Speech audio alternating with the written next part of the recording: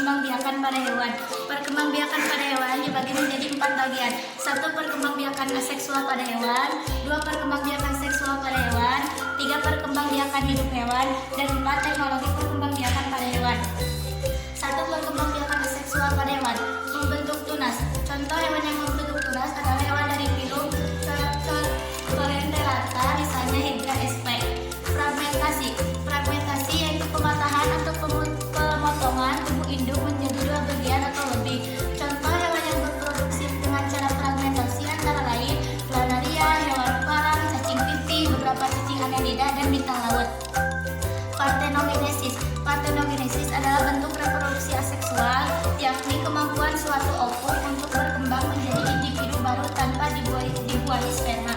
Contoh partenogenesis adalah pada lebah. Ovum yang berasal dari lebah betina bila tidak dibuahi oleh sperma, maka akan menjadi individu baru, yakni individu jantan. 2. Perkembangbiakan seksual pada hewan.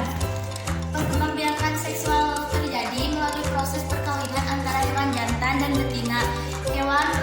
Melalui proses ini akan terjadi proses fertilisasi.